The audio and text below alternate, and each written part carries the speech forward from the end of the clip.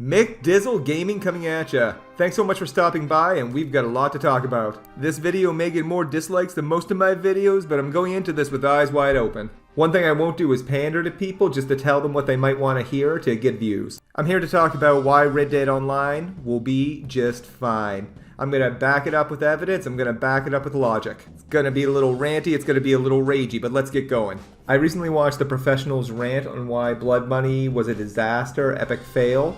And it was a really interesting watch. I have the link in the description. Recommend to watch it if you haven't. He makes some good points. Ultimately, he was disappointed by his own expectations, calling this update the most important update that Red Dead has ever had, and it's make or break time for it. I don't know where he pulled this expectation from. If we look at what Rockstar released to us, they gave us kind of the initial teaser that, hey, an update's coming. They did not say huge. Take-Two may have said something about huge. I'm not sure in like a financial thing, but that's the only place that would have came from. It literally said a diverse array of new missions around like criminal stuff, which is exactly what we're doing. The first step to becoming a really angry Red Dead Online player is to compare GTA Online and Red Dead Online. GTA 5 is the most financially successful entertainment product of all time, with over $6 billion in worldwide revenues.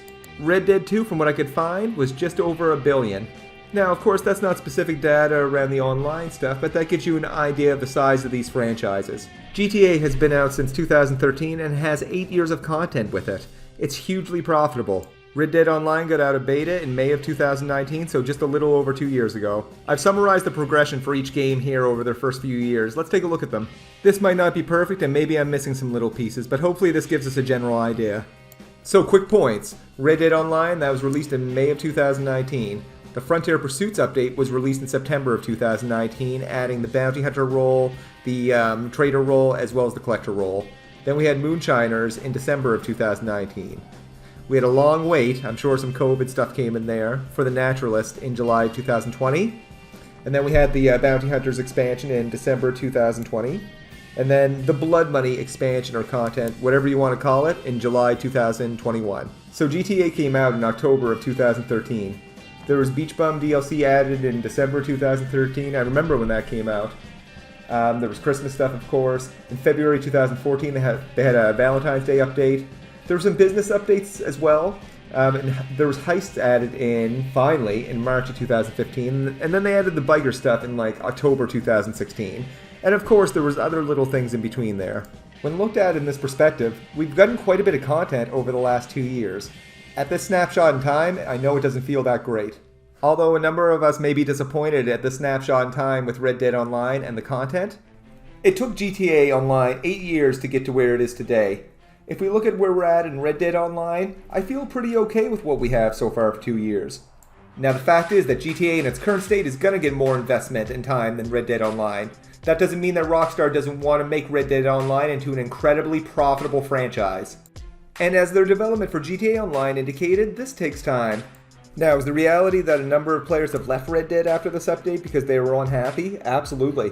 Is the reality that they gained a number of players due to Xbox Game Pass, PlayStation Now, and the new content? For sure. I don't know how many, but I think that sends an important message to Rockstar that if you're not happy with the game, stop playing, rant, rave, do whatever you need to do. That type of feedback will hopefully help them shape the direction of the game. So I've been playing GTA Online over the last few days. I've played it a bit over the last few years. I'm not a very high level, maybe like level 12 or something.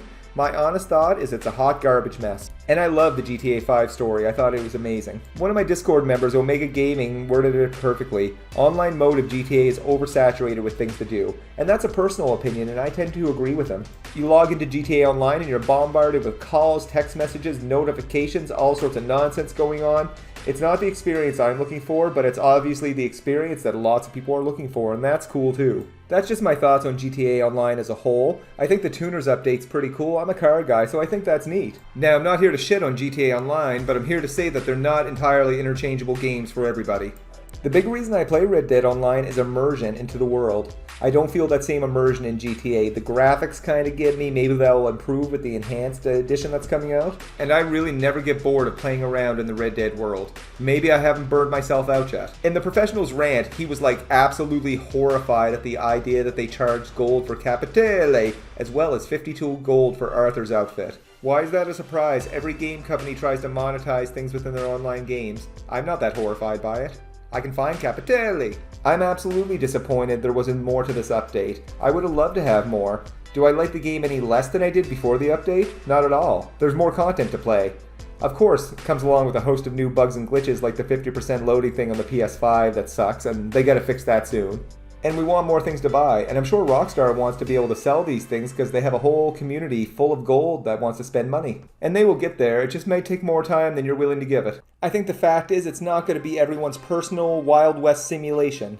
And if it's kept your attention long enough to get up to level 300, 400, 700, 800, for you to get hundreds if not thousands of gold, it must have done something right, so hopefully it can do it again for you. Some more evidence that Red Dead Online will be just fine is that during January, February, and March of this year, active players increased significantly and reoccurring consumer spending performed above average. And Red Dead Online producer Rob Nelson really laid it out. While the team's experience in Grand Theft Auto has really helped them shape the foundations for Red Dead Online, the differences in the game's direction, pace, and scale demand an overall different approach, slowly leading the player into the world with smaller steps instead of the fast pace of Grand Theft Auto Online.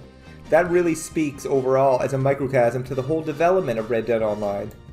The future of Red Dead Online actually does get me excited because I'm really looking forward to what this game might look like in 2 years, 3 years, and 4 years. Because I don't think it's going anywhere, it's too much money for them. And I am absolutely cool to come along for that ride. For me and my friends, it slowly keeps getting better and better, while acknowledging that the game world has so much potential. The biggest criticism I have right now with Rockstar's communication. I do think they did a good job communicating the Blood Money update and giving us information leading up to it, which was helpful. What I'd really like to see is some media interviews that give us some more details of what might be upcoming in the winter update, what might be upcoming in the future for Red Dead Online. Other things that they've dropped, like the social space, suspiciously makes me think that ended up in GTA Online, but hopefully there's some potential for something like that in Red Dead Online as well. What do we have to look forward to upcoming? Well, we have the additional opportunities, we have the additional crimes, we have the new quick draw passes. The survival mode leaks might be upcoming at some point, but Rockstar hasn't really confirmed anything officially. Where does that leave us for the next update? Well, we desperately need extensions to the roles with the lessons learned from the Bounty Hunter extension. I would love to see these next extensions add some really cool functionality to the game. I do think the Bounty Hunter extension was a little underappreciated because it really did offer 39 new prestigious bounty missions, all with kind of cool little stories associated with them, as well as the 3 additional legendary bounties. The big mistake they made with the Bounty Hunter extension is making it only 10 levels and very easy to level up. It wasn't for a lack of Bounty Hunter content, they definitely added a lot of that. I think if you're truly going to enjoy Red Dead Online going forward, you really need to align your expectations with the reality of what the game is.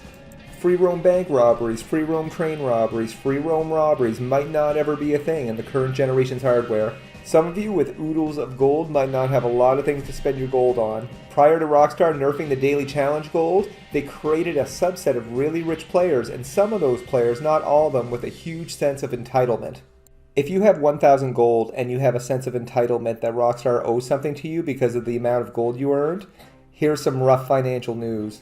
Rockstar is very unlikely anytime soon to really care about that. The reason being, if you have 1,000 gold, you're never going to buy any gold from Rockstar. You have all the gold you'll need, and you're probably never going to go down to a zero balance. At least in the short term, they're going to look at that as grandfathered gold, with new players having a lot harder time getting gold for things. That said, a smart move for them would be for them to try to find a way to part you from your gold. I don't know the specific data of players that have like oodles and oodles of gold, but I don't know if it's worthwhile for Rockstar or not. So a lot to say, you might not see that 600 gold mansion in Saint Denis. If you want a ranch, try Ranch Simulator. Personally, I've tried to play lots of other games and I still find myself coming back to Red Dead 2 and Red Dead Online.